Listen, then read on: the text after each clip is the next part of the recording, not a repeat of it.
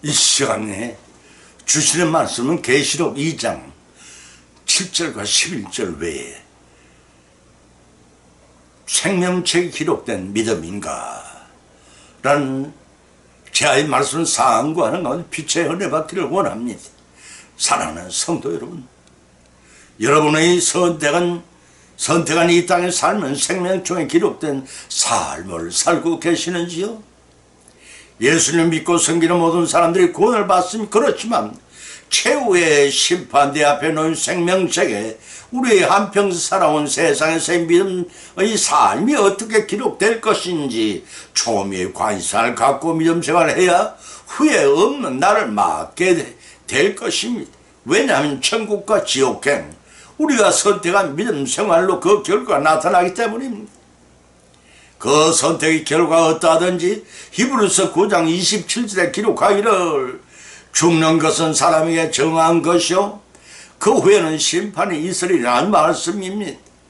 언젠가 그날은 모든 사람은 죽습니다. 그러나 영은 불멸인지라 의인은 영생의 부활로 하기는 심판의 부활로 모두 다 사후의 심판대 앞에 서게 될 것입니다. 계시록 20장 12절을 찾아보면 내가 보내 죽은 자들이 물론대사하고 그 보호자 앞에 섰는데 책들이 펴있고 또 다른 책이 펴있으니 곧 생명책이라 죽은 자들이 책에 기록된 대로 심판을 받으리라 하고 밝혀놓고 있습니다. 이 생명책을 기록하는 각 사람마다 수호천사가 있습니다.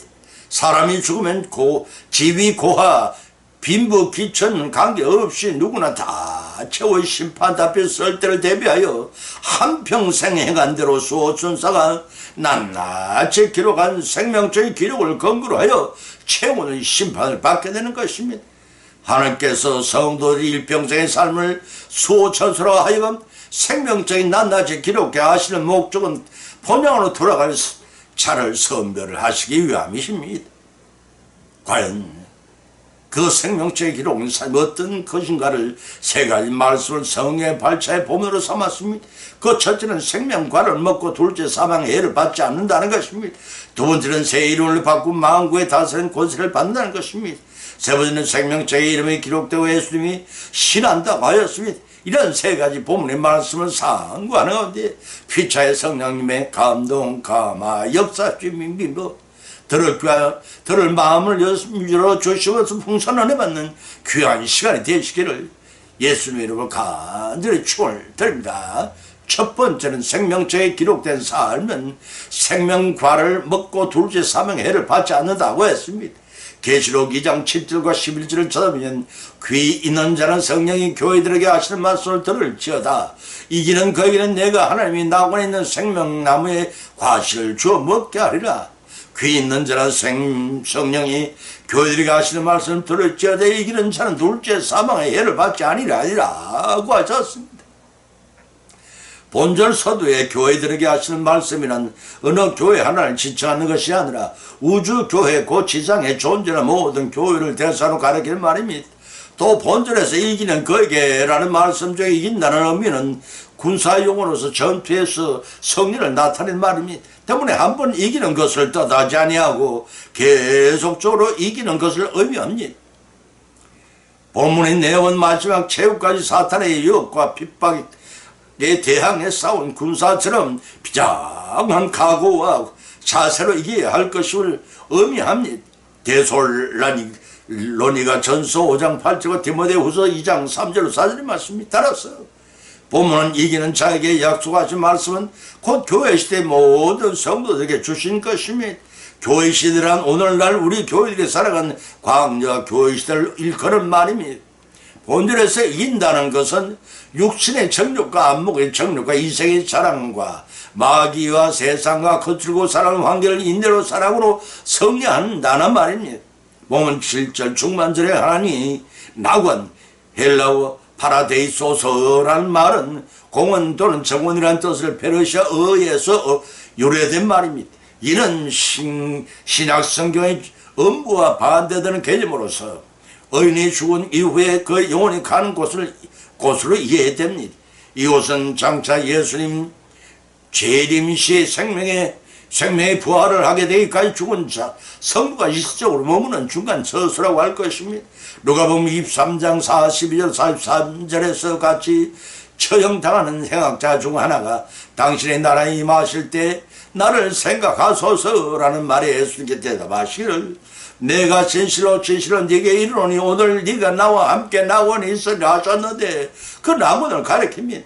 그 낙원은 바로 영생의 생명과 나무가 있는 하나님 나라를 지칭합니다 하고 계시록 22장 2절에 밝혀주고 있습니다. 따라서 본절의 말씀을 이기는 자들에게 하나님의 낙원에 있는 생명나무의 과실을 먹게 해주시겠다는 약속입니다. 여기서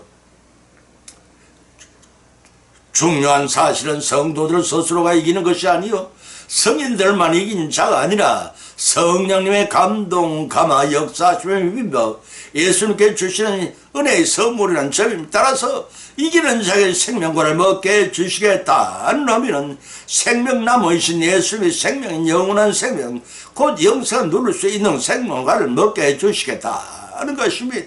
원래 이 생명나무 생명과는 아담이 범죄하기 전에 거주하던 에덴 낙원 중앙에 있던 나무라고 창세기 2장 9절과 3장 20절에 밝혀지고 있습니다. 그때 아담과 하와가 범죄함으로 잃어버렸던 것입니다. 다시 말해서 에덴 낙원을 쫓겨난 아담 부부가 더 이상 생명나무에 접근이 허용되지 않았다가 이 나무는 새 하늘과 새 땅인 하늘 낙원에 다시 언급되고 있는데 주님 안에서 사탄의 유혹과 핍박을 견디고 승리한 자가 생명과 열매를 먹게 된다는 것입니다. 이는 곧 영생을 누리게 된다는 뜻이기도 합니다. 죄는 아담과 함께 인류를 생명나무로부터 유리시켰으나 영원한 생명 그 자체이신 예수 그리스도로 말미암아 요한일서 1장 2절의 말씀이 죄에서 자유하게 된 자들은 하나님의 나라에 들어가 그 나무 열매를 획득하여 먹고 영생을 누리게 된다는 의미입니다.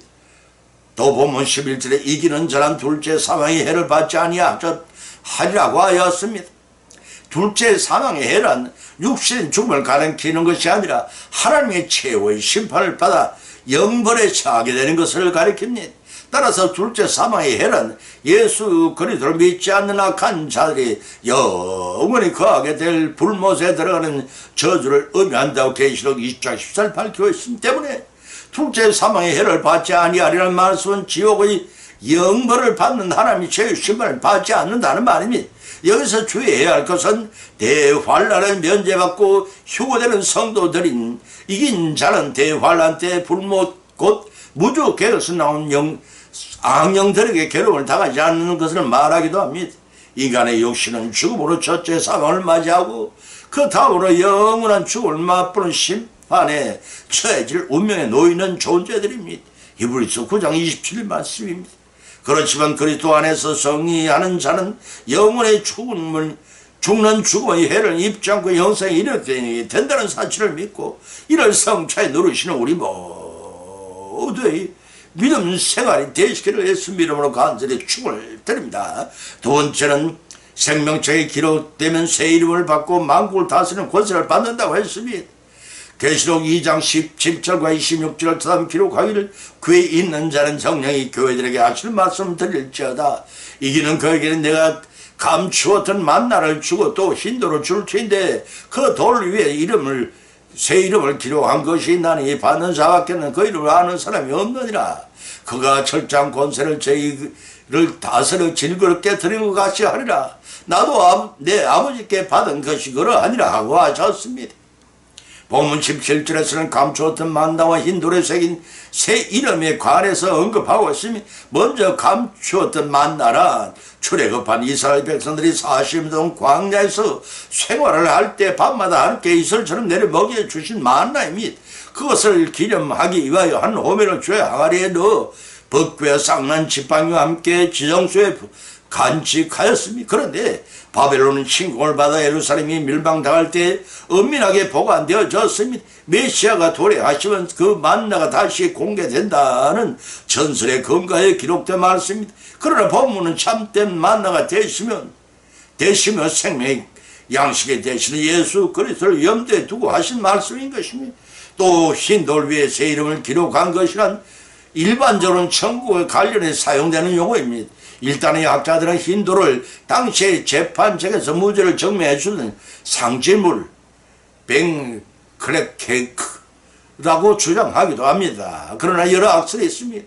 고대 운동 경기장에서 우승자의 이름을 새겨주는 힌두로 보는 것이 타당하다는 것입니다. 따라서 환난과 핍박을 이겨내고 죽음을 당하는 위협 앞에서도 끝까지 신앙을 지키며 거짓 가르침과 싸워 이긴 자에게 주님을 만나러 상징되는 영생과 어울러 일종의 상급으로 성례에 상징하는 힌두의 성례의 새 이름을 새겨주시겠다는 의미입니다.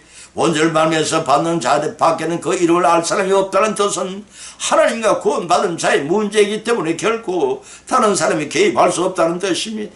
또한 이 본문 27절에서 철장을 가지고 죄를 다스려 질거를 깨뜨리는 것 같이 하리라. 나도 내 아버지께 받은 그것이 그러하니라고 하셨습니다. 이 말씀은 시편 2편 9절을 인용하신 말씀입니다.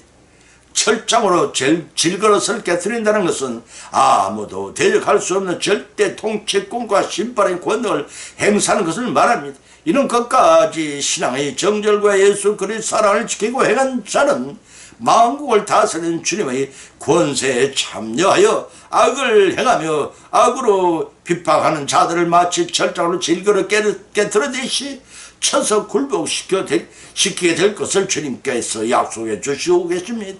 다시 말해서 주님은 마지막 날 세상을 심판하실 때 자기 백성도 그 심판에 참여하도록 허락하시다는 의미입니다. 동시에 주님은 이미 그러한 약속을 능히 지킬 수 있는 모습으로 나타나셨습니다. 때문에 이 약속은 반드시 성취될 것입니다. 이를 믿고 영생의 만나와 힌도를 위해 새긴 이름을 받고 철장 권세를 받아 주님의 영광에 참여하시는 우리 모두가 믿음으로 승리하시는 삶을 살아가기를 예수님의 이름으로 축원드립니다. 세 번째는 생명책에 기록된 그 이름이 생명책에 기록되면 그 이름이 기록되고 예수님이 시인하시다고 했습니다. 계시록 3장 5절을 찾아보면 이기는 자와 이와 같이 흰 옷을 입을 것이요 내가 그 이름을 생명책에 반드시 흐르지 아니하고 그 이름을 내 아버지 앞과 그 천사들 앞에 시인하리라고 하셨습니다. 본문에서 이기는 자는 흰 옷을 입을 것이며 그 이름이 생명책에 기록되고 아버지와 천사들 앞에 시인하리라는 말씀을 통해서 세 가지 선물을 주시겠다는 뜻입니다. 첫째는 흰 옷입니다. 흰 옷은 새 하늘과 새 땅에서 성도들이 주님으로부터 성결과 성리의 상징으로 성도들이 받게 되는 옷입니다. 다시 말해서 흰 옷은 죄악으로 잘 더럽히지 않은 절과 주님께서 최종적이고 완전한 성화 곧 영광과 영성을 가리킵니다. 두 번째는 생명책에 흐르지 아니하려고 했습니다. 생명책에 대한 구약시대 때 모세가 처음으로 사용한 말린 것을 출애굽기 30에서 32절과 시편 69편 28절과 이사야서 4장 3절에 밝힌 말씀입니다. 출애굽 32장 31절로 33절에 수록하기를 여호와께서 다시 나아가 여쭤오되 슬프도소이다. 이 백성이 자기들을 위하여 금신을 만들어 싸우니 큰 죄를 범하였나이다. 그러나 아버지 하심이 이제 그들의 죄를 사하여 주옵소서. 그러시게 안 싸우면 원컨대 주님의 기록하신 책에 내 이름을 지어버려 주옵소서. 여호와께서 모세에 이르시되 누구든지 내게 범죄하면 그런 내가 내 책에 지어버리라고 하셨고 시편 69편 28절에서는 저희를 생명책에 도말하사 의인과 함께 기록되게 마소서 하였습니다. 이와 같이 당시에는 신약 시대처럼 종말론적인 개념이 아니었습니다. 신령 국가의 시민권을 뜻했습니다. 이 개념이 선지 시대부터 종말적인 성격을 띠기 시작을 했습니다. 다니엘서 12장 1절의 말씀입니다. 신약 시대는 완전한 종말론적 개념으로 확정되었습니다. 회복된 이스라엘 신민임을 의미하던 구약의 생명체의 개념은 신약시대에 들어와서 예수 그리스도의 피의 공로로 말미암아 의롭다 인정하심을 받아 장차 새하늘과 새 땅에 들어갈 수 있는 하나님의 자녀들의 이름이 기록된 책으로 확정되었습니다. 계시록 13장 18절과 17장 8절과 20절 12장 7절과 17장 8절 20절 12장 15절 21절 27절의 말씀 따라서 그 책에 기록된 자의 이름을 버리지 않겠다는 의미는 반드시 하나님께서 구원하여 영생을 누리게 하시겠다는 뜻입니다. 이는 곧 하나님께서 한번 택하신 자의 구원은 변개될 수 없다는 것을 강조해 주는 말씀이기 때문에 성도가 어떠한 형편 가운데 결코 낙심하지 않고 끝까지 신앙의 인내를 해야 하는 이유가 바로 여기 있는 것입니다. 그러한 사실을 증명하듯 세 번째는 아버지 앞과 천사 앞에 시인하리라 하고 선언하신 것입니다. 주님은 신앙의 수호를 위해 생명체의 이름을 기록해 주실 뿐만 아니라 하나님과 하나님을 수종하는 모든 천사들이 있는 천국의 공적인 자리에서까지 그 이름을 시인한다고 마태복음 10장 30일 누가복음 12장 8절에 기록하고 계시고 천국에 합당한 자라고 공표함으로써 자랑스럽고 영광되게 만들어 주시겠다는 언약이 있습니다. 이 말씀을 믿음으로 순종하여 우리 믿음이 이름이 생명책에 기록되고 하나님과 천사들이 있는 공적인 자리에서까지 신을 받는 우리 모두의 축복된 영생의 삶을 성취해 누리시라 예수님 이름으로 간절히 축을 드립니다. 오늘의 결론을 맺습니다. 오늘의 본 말씀을 계시록 2장 3절을 상고하는 가운데 피자 믿음대로 은혜를 받고 또한 세 가지 교훈을 받은 줄 압니다. 그 첫 번째는 믿음으로 성령한 자의 상급은 생명관을 먹고 둘째 사망의 해를 받지 않는다는 것입니다.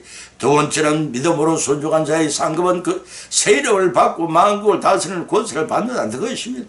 세 번째는 믿음으로 이긴 자의 상급은 생명체에 기록되어 예수님이 신하시겠다는 것입니다. 금상첨화한 말이 있습니다.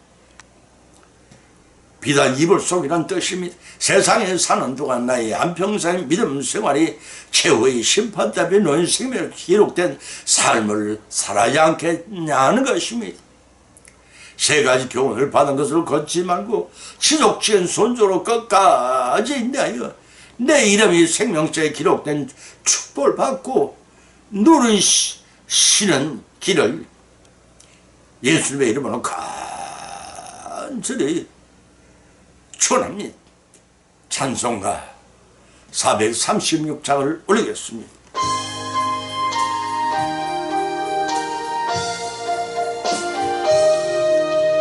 나 이제 주님의 새 생명 얻은 목 옛것은 지나고 새 사람이로다.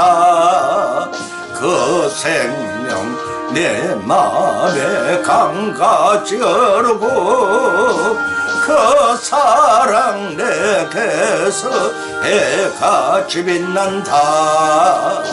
영생을 누리며 주님 안에 살리라. 오늘도 내일도 주님 안에 살리라. 주님 안에 감추인 새 생명 얻으니 이전에 좋던 것 이제는 값없다. 하늘의 은혜와 평화를 맛보리 찬송과 기도로 주님 함께 살리라. 영생을 누리며 주님 안에 살리라. 오늘도 내일도 주님 함께 살리라.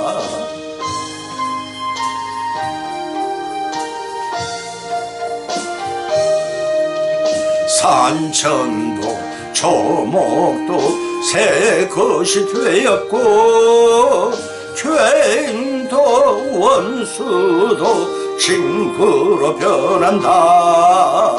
새 생명 얻은 자 영생을 누리니 주님을 모신 맘 새 하늘 이루다.